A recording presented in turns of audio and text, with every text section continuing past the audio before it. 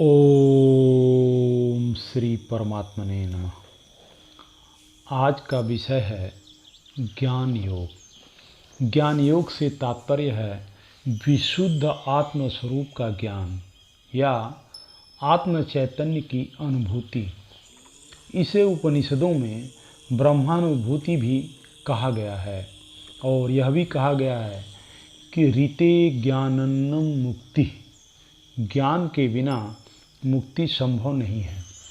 ज्ञान योग के साहित्य में उपनिषद, गीता तथा आचार्य शंकर के अद्वैत परक ग्रंथ तथा उन पर भाष्य परक ग्रंथ हैं।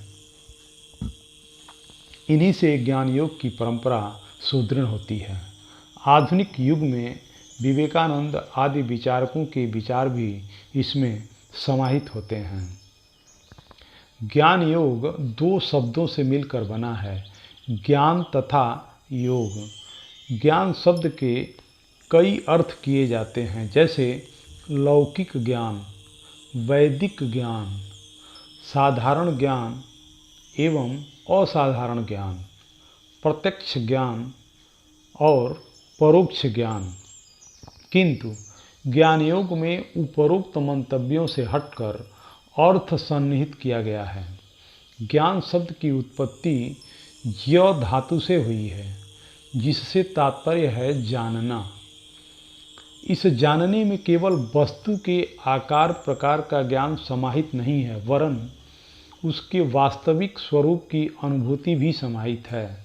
इस प्रकार ज्ञान योग में यही अर्थ मुख्य रूप से लिया गया है। ज्ञान योग में ज्ञान से आशय अधोलिखित किए जाते हैं, जैसे आत्मस्वरूप की अनुभूति, ब्रह्म की अनुभूति, सच्चिदानंद की अनुभूति, विशुद्ध चैतन्य की अवस्था। ज्ञान योग जिस दार्शनिक आधार को अपने में समाहित करता है वह है ब्रह्म, अर्थात चैतन्य ही मूल तत्व है, उसी की अभिव्यक्ति परक समस्त सृष्टि है। इस प्रकार मूल स्वरूप का बोध होना अर्थात ब्रह्म की अनुभूति होना ही वास्तविक अनुभूति या वास्तविक ज्ञान है एवं इस अनुभूति को कराने वाला ज्ञान योग है। व्यक्ति परमात्मा को ज्ञान मार्ग से पाना चाहता है, वह इस संसार की छोटी छोटी वस्तुओं से संतुष्ट होने वाला मनुष्य नहीं है। अनेक ग्रंथों के अवलोकन से भी उसे संतुष्टि नहीं मिलती। उसकी आत्मा सत्य को उसके प्रकृत रूप में देखना चाहती है और उस सत्य स्वरूप का अनुभव करके तद्रूप होकर उस सर्वव्यापी परमात्मा के साथ एक होकर सत्ता के अंतराल में समा जाना चाहती है। ऐसे दार्शनिक के लिए तो ईश्वर उसके जीवन का ही जीवन है, उसकी आत्मा की आत्मा है, ईश्वर स्वयं उसी की आत्मा है। ऐसी कोई अन्य वस्तु शेष ही नहीं रह जाती जो ईश्वर न हो। स्वामी विवेकानंद के अनुसार ज्ञान योग के अंतर्गत सबसे पहले निषेधात्मक रूप से उन सभी वस्तुओं से ध्यान हटाना है जो वास्तविक नहीं है, फिर उस पर ध्यान लगाना है जो हमारा वास्तविक स्वरूप है, अर्थात सत्य चित्त आनंद। उपनिषदों में इसे ब्रह्म वाक्य कहा गया है। इसके अंतर्गत ब्रह्म वाक्यों श्रवण, मनन तथा निधिध्यासन को कहा गया है। श्रवण से मतलब उपनिषदों में कही गई बातों को सुनना या पढ़ना। मनन का मतलब श्रवण किए गए मंतव्य पर चिंतन करना और निधिध्यासन का मतलब सभी वस्तुओं से अपना ध्यान हटाकर साक्षी भाव बन जाना। स्वयं को तथा संसार को ब्रह्ममय समझने से ब्रह्म से एकत्व स्थापित हो जाता है। गीता के मुख्य उपदेश योग हैं, इसलिए गीता को योग शास्त्र कहा जाता है।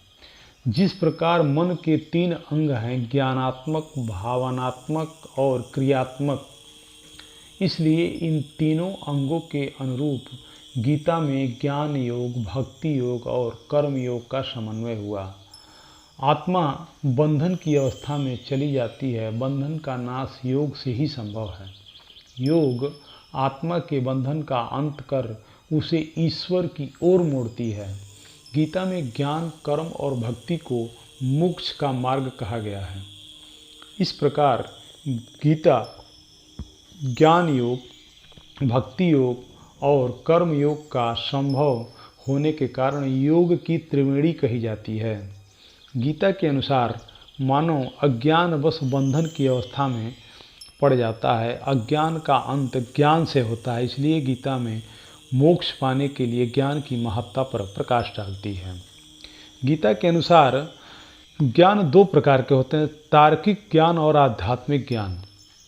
तार्किक ज्ञान वस्तुओं के बाह्य रूप को देखकर उनके स्वरूप की चर्चा बुद्धि के द्वारा करता है, तो बौद्धिक अथवा तार्किक ज्ञान को विज्ञान कहा जाता है। तार्किक ज्ञान में ज्ञाता और ज्ञेय का द्वैत विद्यमान रहता है। दूसरा, आध्यात्मिक ज्ञान वस्तुओं के आभास में व्याप्त सत्यता का निरूपण करने का प्रयास करता है, जबकि आध्यात्मिक ज्ञान को ज्ञान कहा जाता है। आध्यात्मिक ज्ञान में ज्ञाता और ज्ञेय का द्वैत नष्ट हो जाता है। ज्ञान शास्त्रों के अध्ययन होने वाला आत्मा का ज्ञान है। जो व्यक्ति ज्ञान प्राप्त कर लेता है वह सब भूतों में आत्मा को और आत्मा में सब भूतों को देखता है। वह विषयों में ईश्वर को और ईश्वर में सबको देखता है। ज्ञान की प्राप्ति के लिए मानव को अभ्यास करना पड़ता है। गीता में ज्ञान को प्राप्त करने के लिए पद्धति का प्रयोग हुआ है। तो जो व्यक्ति ज्ञान चाहता है उसे शरीर, मन और इंद्रियों को शुद्ध रखना पड़ता है।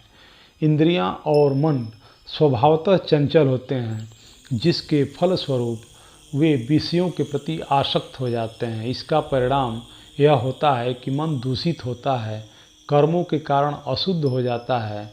यदि मन और इंद्रियों को शुद्ध नहीं किया जाए तो साधक ईश्वर से मिलने से वंचित हो जाता है, क्योंकि ईश्वर अशुद्ध वस्तुओं को नहीं स्वीकार करता है।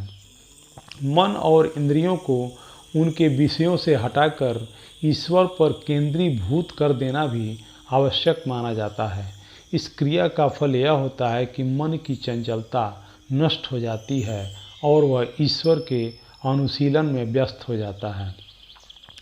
जब साधक को ज्ञान हो जाता है तब आत्मा और ईश्वर में तादात्म्य का संबंध हो जाता है। वह समझने लगता है कि आत्मा ईश्वर का अंग है।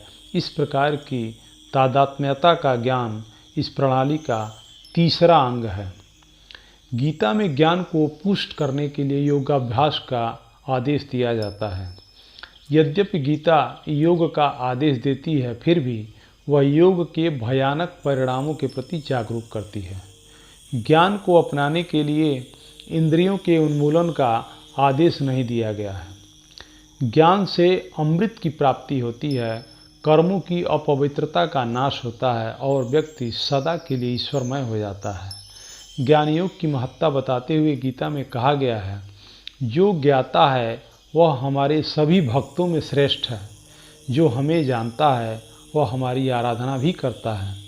आसक्ति से रहित ज्ञान में स्थिर हुए चित्त वाले यज्ञ के लिए आचरण करते हुए संपूर्ण कर्म नष्ट हो जाते हैं। इस संसार में ज्ञान के समान पवित्र करने वाला निःसंदेह कुछ भी नहीं है।